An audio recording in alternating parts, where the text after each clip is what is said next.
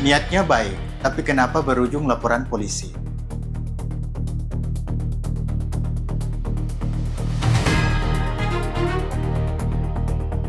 Bismillahirrahmanirrahim. Assalamualaikum warahmatullahi wabarakatuh. Kembali lagi bersama saya Syahrul di channel Bahas Hukum, tempat ngobrolin hukum tanpa ribet.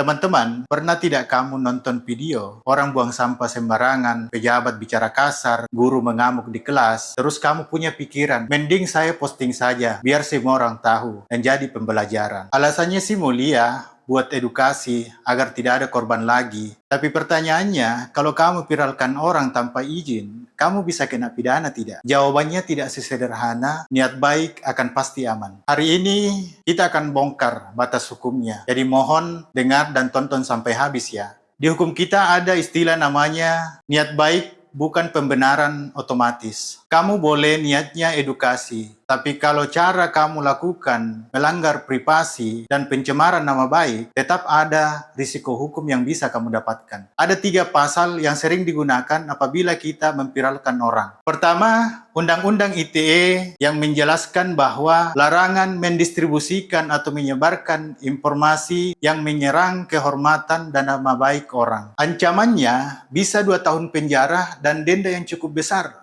Bisa sampai 400 juta rupiah loh. Kedua, larangan ancaman dan pemerasan lewat elektronik. Nah, ini sering digunakan apabila caption atau status kita di media sosial itu mengandung intimidasi. Dan yang ketiga, Kitab Undang-Undang Hukum Pidana yang baru yang menjelaskan bahwa merekam pembicaraan tanpa izin dan menyebarkannya, maka itu adalah suatu tindak pidana. Ancamannya cukup berat, bisa sampai 6 tahun penjara dan denda yang cukup besar. Jadi niat buat edukasi untuk pembelaan di pengadilan tidak secara otomatis membuat kamu bebas. Hakim akan tetap melihat apakah cara yang kamu lakukan itu proporsional dan perlu. Kemudian mungkin teman-teman ada yang bertanya, kapan sih paling bahaya? Di sini saya akan menyampaikan ada 3 kondisi yang perlu diperhatikan. 1. Identitas korban sangat jelas. Muka tidak diblur, nama lengkap disebut, lokasi tempat kerja disebut. Kalau orang lain bisa melacak, maka itu sudah masuk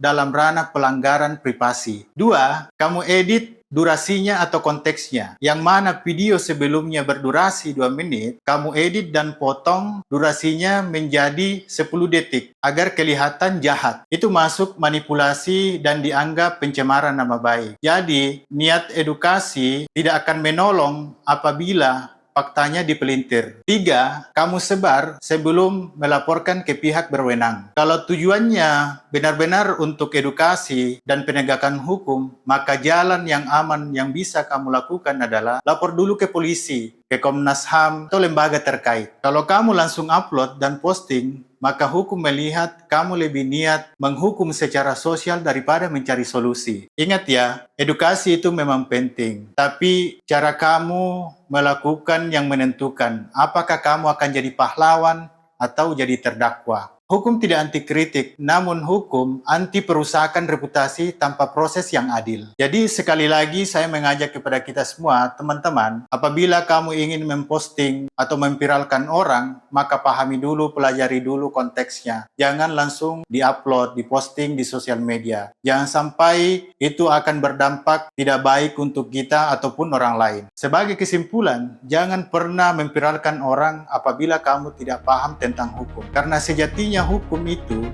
adalah tidak pernah membedakan yang namanya status dan kedudukan orang. Semua sama di mata hukum. Mungkin hanya itu yang bisa saya sampaikan. Semoga bisa bermanfaat. Dan sekali lagi saya sampaikan, apabila teman-teman punya persoalan hukum yang ingin dibahas, maka tulis di kolom komentar. Nanti kita selesaikan di channel Bahas Hukum. Sekian. Assalamualaikum warahmatullahi wabarakatuh.